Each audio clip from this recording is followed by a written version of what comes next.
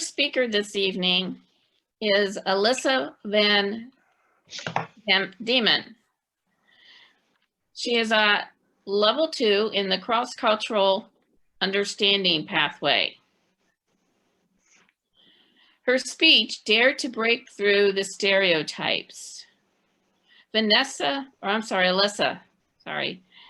is speaking today on cross-cultural understanding as part of her pathway, Strategic Relationships, Level 2.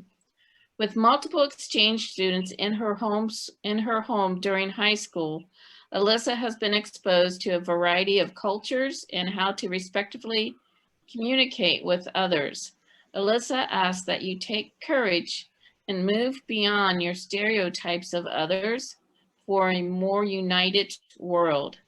Alissa VanDeman, dare to break through the stereotypes. Dare to break through the stereotypes. Alissa VanDeman.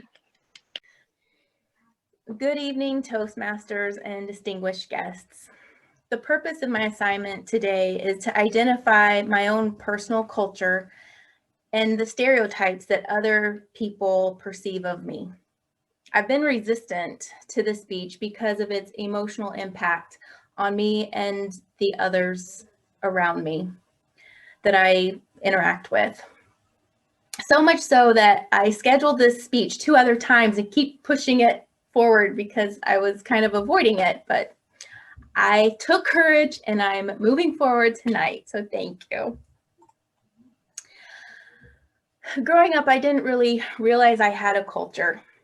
I knew when those exchange students came into my home that they did things different from me, but that was them and their culture. I just didn't notice that what I did was a culture as well. It wasn't until I took a semester abroad my junior year of college that there I learned more in depth culture of Austria. I went to Austria. I also visited Germany. Did you know even though they speak the same language, they have 2 completely different cultures? Also, being immersed in someone else's culture, it caused my culture to slap me in the face.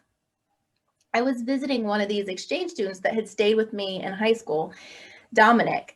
I was visiting him and his family in Germany, and we went out. They were showing me the town. We stopped for lunch at a pizza place. Pizza comes, I pick it up with my hands and I start eating it. His older brother chastised me. What are you doing? Oh my gosh, put that down.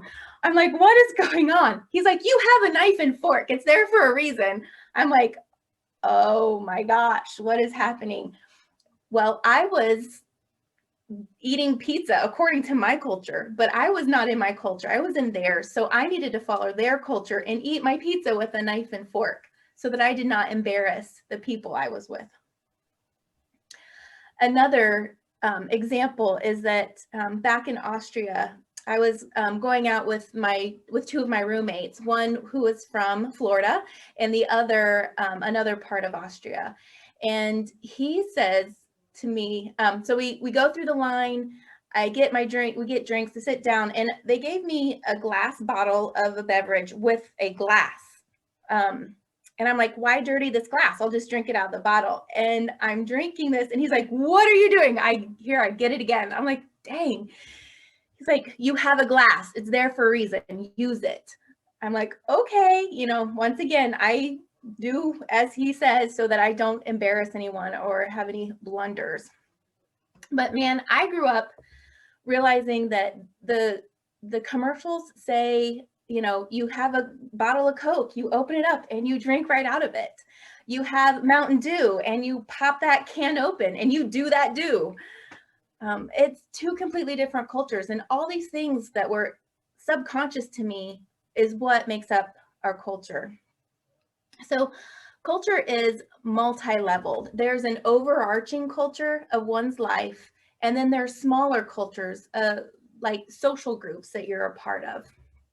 So my personal culture is based on the fact that I am a United States citizen. I'm a white woman from the Midwest.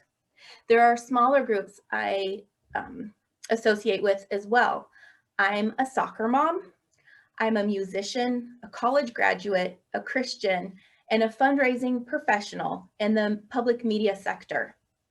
There's like subcultures to all of those.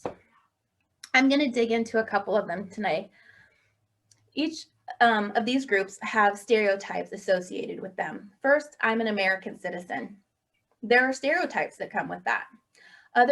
Other countries see us as self-serving, righteous. We're dreamers, and we like to think of ourselves as determined for that American dream. So when I was young, I might make a comment like, well, everyone knows that. Everyone thinks that. Well, everyone feels that way. The truth of the matter is, it's not true. There's so many different people in the world, so many different cultures, and they see things from so many different perspectives. When I was in Europe, I met a teenager. She was a Canadian Austrian. Her mother was from Canada. Her father was from Austria. She hated Americans. And I was like, what did I do? What did I do? And she just talked about how we go into other countries, conquer them, and then expect them to adopt our government style. And she just was like, why do you have to impose your will on other people? And I'm like, wow. So I had the opportunity that both of us, the way we met was through a church, and we were taking a mission trip to Romania to feed some Hungarian orphans. And on that trip, it was a weekend, and I like to think that by the end of that trip, she got to see that I broke down some of those American stereotypes that she held, and could see that not everyone in America was the same. I grew up in the Midwest. So the Midwest is considered the Bible Belt of America. It's known for friendly, down-to-earth people and their hospitality. The town I grew up in was white. My mom had to point out to me that in high school, my best friend and her brother were the only non-white people in our city. I hadn't noticed before. Through my most formative years, I didn't know anyone who looked different from me. Therefore, it goes without saying, I knew white privilege, and I didn't know that it existed. There was a small town that we drove through, and my mom would told me, like in this disgusted, worried voice, she'd say, this is where the Grand Dragon of the KKK lives.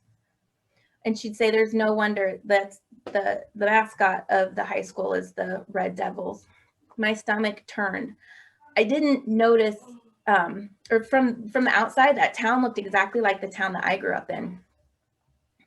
And in high school, there was a U.S. Marshal who volunteered at our church's youth group. He stopped coming because every time he drove home after sunset, he would get pulled over by our Greenfield City Police Department, asking, what are you doing out here, son? And that was because he was Black. My hometown wasn't safe for someone who didn't look like me. In conclusion, over the years, I've learned that I have a culture.